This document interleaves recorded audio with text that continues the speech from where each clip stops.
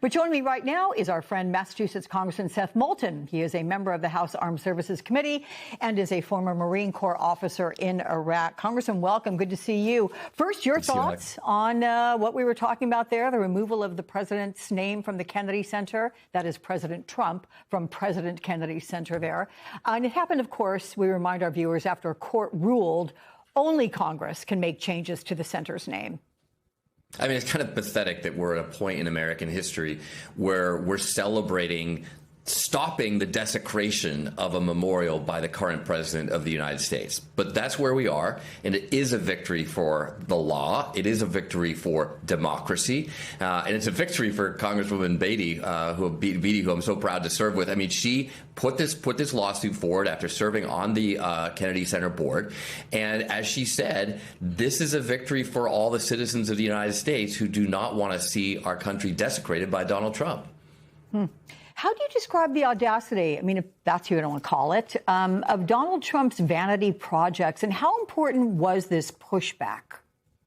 I mean, it's incredibly important, and every bit of this is taxpayer dollars wasted.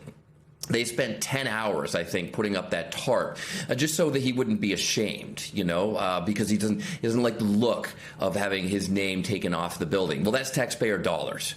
Just putting the name up in the first place when it should never have ever been there. That's taxpayer dollars. Donald Trump said he was going to grow the economy and save Americans money, but he's just wasting money on his vanity projects, and that's why it's so important that we put this to an end.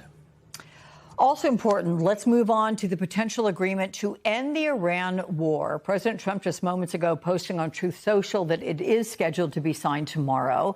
The proposal reportedly establishes a 60-day ceasefire, leading to another far more complicated negotiation that could take months. But it would reopen the Strait of Hormuz to global shipping. Does ending the chokehold on the strait alone make this deal worth it? I mean, no. I mean, this is a terrible deal. It's basically a surrender document from Donald Trump to the supreme leader of Iran. I mean, $100 billion of taxpayer money already put into this war, 14 Americans dead, and we get a deal that just reopens a strait that was already open before he started this stupid war? How is that a win, Alex? Well, MS Now reports the MOU, as described by a senior administration official, does not achieve several of the president's key war goals, including whether Iran can enrich uranium for its civilian nuclear program, and if there'll be limits on missile production. Also unclear is how and when Iran will be compensated.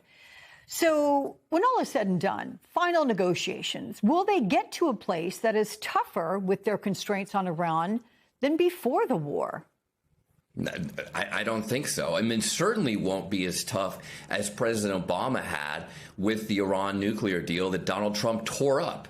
I mean, imagine if Trump had instead said, I don't love this deal, but I'm going to build on it. I'm going to make it stronger.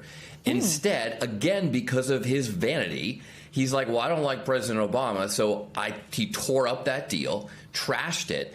And now Iran has produced a lot more enriched uranium. They're much closer to a bomb than they ever were under President Obama. And Trump started this war that he's losing. And at the end of it, it doesn't sound like he's going to get even a semblance of a nuclear deal. The deal to reopen the strait, which again was open. It was always open before he started this dumb war. All that says is we're going to start nuclear negotiations. And although you're right that we don't know what this will cost, we're hearing numbers like $24 billion of unfrozen assets. When Obama unfroze just $1.7 billion, Trump and MAGA said that was treason. Now we're giving Iran $24 billion to just start negotiations about the nuclear situation. I mean, this is really pathetic. And of course, that's on top of the $100 billion of U.S. taxpayer money that we've already spent prosecuting this war. So this is just lose, lose, lose across the board for Trump and the United States of America. And yet I will still say that stopping this war and getting out of it is the best that we can do at this point. And so that's why we are still hoping for a deal, even though we have to admit it's a losing deal for America. But you know the parable about the boy who cried wolf, right? I think it's been 37 times that we have been told deal's about to happen, it's close, just around the corner, whatever it is, whatever verbiage is being used. Do you think this deal for the MOU will happen this weekend? Tomorrow, maybe Monday. Let's give it a little space. I would be shocked. I mean, my team just told me it was 39, so I don't know if it's 37 or 39, Alex, but it's a lot of time. I stand corrected. To your point. Well, there you I don't go. know. Yeah. Maybe your team's got the number right, but I think it was 37 a couple days ago. The bottom line is that Trump has told us countless times there's a deal. It's about to happen. And it really sounds like Donald Trump wants a deal. It sounds like the Iranians are pretty content dragging out negotiations because guess what? They have a stranglehold on the world economy by closing the strait. And all of this is thanks to Donald Trump and a dumb war that's gotten 14 Americans killed, $100 billion of taxpayer dollars wasted, and put us in a worse position against Iran. And that, by the way, is not taking anything away from the fact that Iran is a national security threat to the United States and our allies. So that's why you shouldn't be losing wars to Iran. You shouldn't start wars with Iran that you're going to lose. You shouldn't start wars you don't have a plan to end. And you shouldn't get Americans killed for a losing effort. I mean, this is just an utter disaster for Donald Trump. And it's time for Democrats to really hold him accountable and make him own this massive failure. I want to pivot to President Trump having nominated Jay Clayton, U.S. Attorney for the Southern District of New York and former SEC chairman, as Director of National Intelligence after Democrats refused to renew foreign intelligence surveillance powers unless Trump pulled Bill Pulte to lead that agency.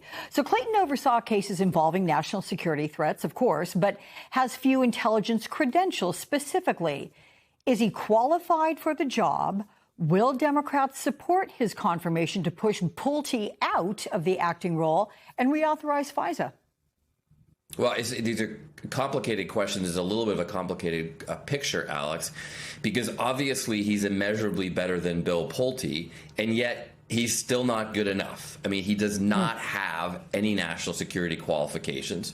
So while I think a lot of people on Capitol Hill are relieved that Bill Pulte, who's just full and through corrupt, is out, Jay Clayton, who used to have bipartisan support and respect, has most recently distinguished himself by supporting the president's conspiracy theories about the California election, and even supporting his so-called anti-weaponization slush fund to take American taxpayer dollars and pay off the January 6th insurrectionists. So Jay Clayton is not someone that I would ever support, because he may have been a good guy in the past, but that's what he's doing today, supporting election conspiracy theories and supporting this slush fund to pay off January 6th insurrectionists. That is not someone that we should have in charge of our national security. That's not someone we should even trust with a security clearance to begin with. Congressman Seth Moulton, my friend, good to see you. Thank you so much for weighing in.